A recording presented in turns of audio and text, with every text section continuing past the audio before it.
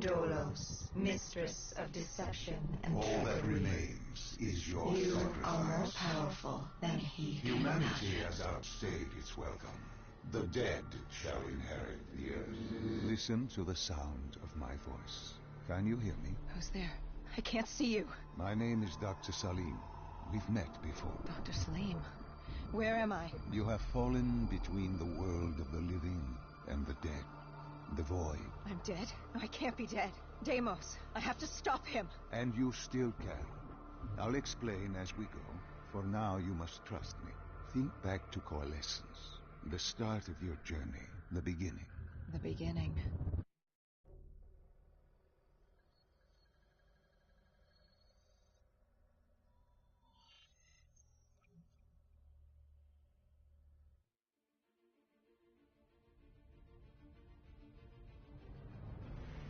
It started at Coalescence Singapore in 2070. 10 years after the disaster. After Virus 6115 began its spread. After the dead began to walk the earth.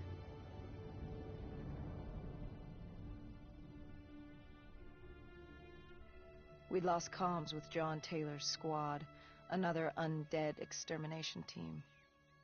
Dead killers, we were called. With our cybernetic augmentations, we were impossible to infect.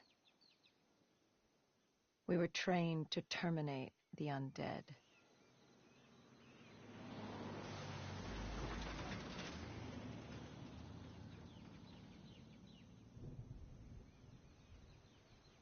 Hendricks was on edge. We were in a quarantine zone, one of many walled-off areas separating humanity from the undead, built to keep the virus and the infected behind their wall, away from the rest of us. The undead weren't our only concern. The 54 Immortals, a local combine who remained in the containment zone, were aware of Taylor's activity. This place was the epicenter of the epidemic. The 2060 Coalescence disaster created the cursed world we lived in today. Any activity at this site would set off alarm bells. Either way, our troubles were only just beginning.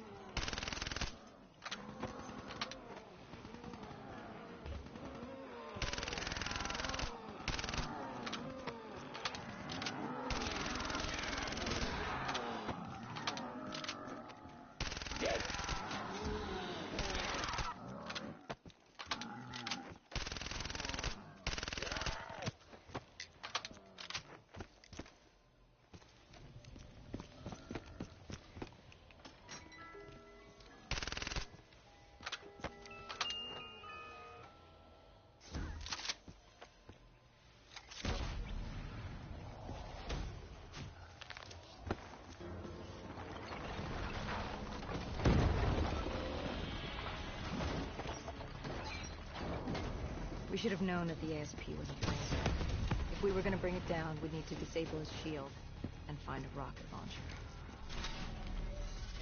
Hendricks had a bad feeling about this. He wasn't the only one. I knew we shouldn't be there.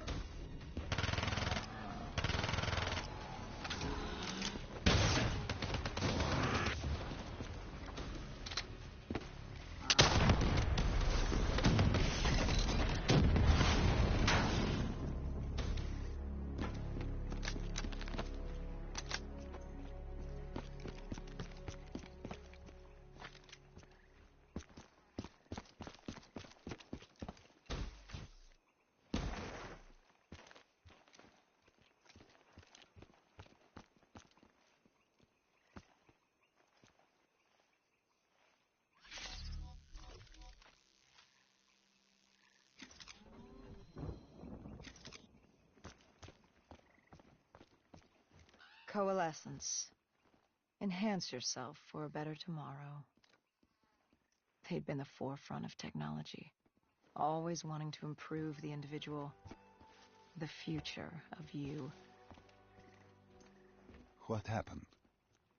What went wrong? The Coalescence disaster happened. Virus 6115 spread throughout Singapore and strains popped up all over the world. Governments built these quarantine zones to house the undead, a way for the populace to ignore what was happening. 10 years on, and it had worked. We put it out of mind. Ignorance was bliss.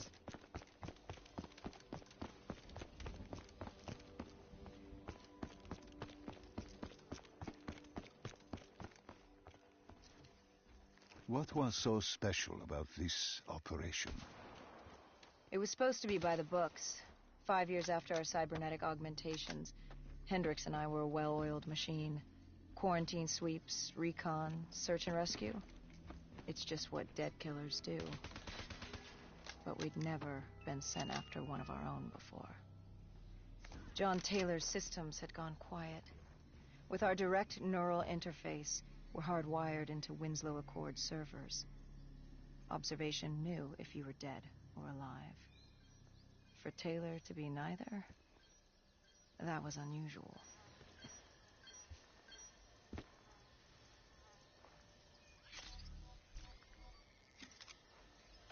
We located an EMF source and uploaded it to Central.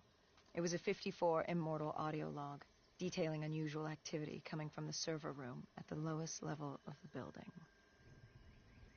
It couldn't have been more than a week old, probably why Taylor's team had been sent to investigate. Hendricks activated a recon drone to scan for life. We picked up a signal coming from far below. As we stood there in the atrium, I felt like Alice. And we were about to jump down the rabbit hole.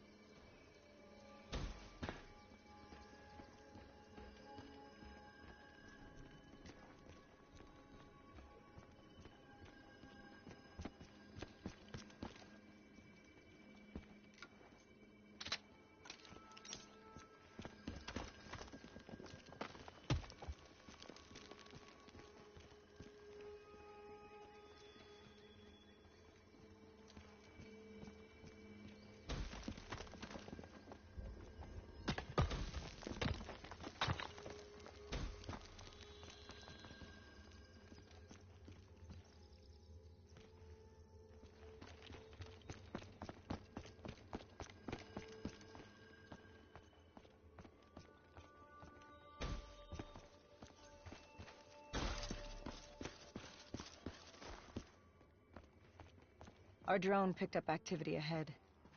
We should have known we weren't alone down here.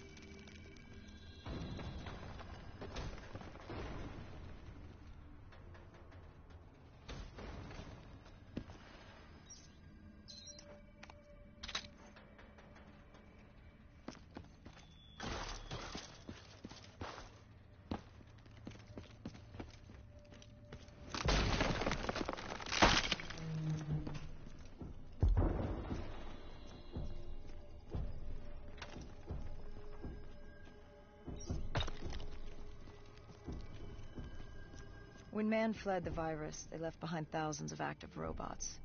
Machinery abandoned with one directive: kill the dead. Years later, they're still killing. But with decrepit programming, somehow humans had been added to their kill list, indistinguishable from our brainless counterparts. The strange behavior was observed in multiple quarantine zones. Another nuisance for us to deal with while on recon. We moved on.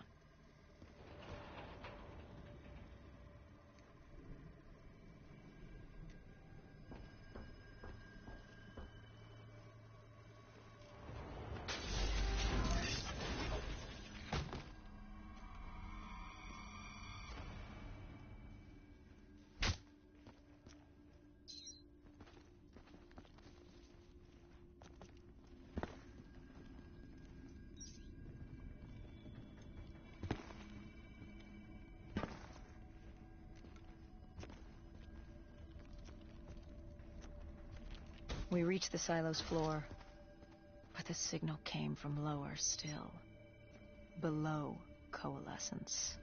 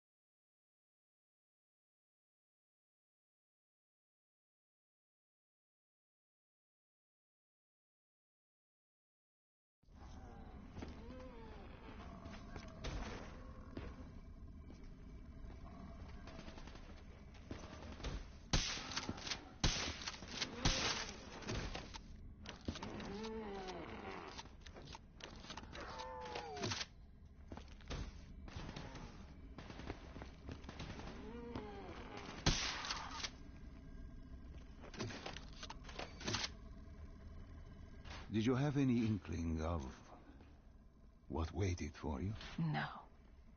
In hindsight, we should have put it together. But the fact of the matter, that day was supposed to be like any other.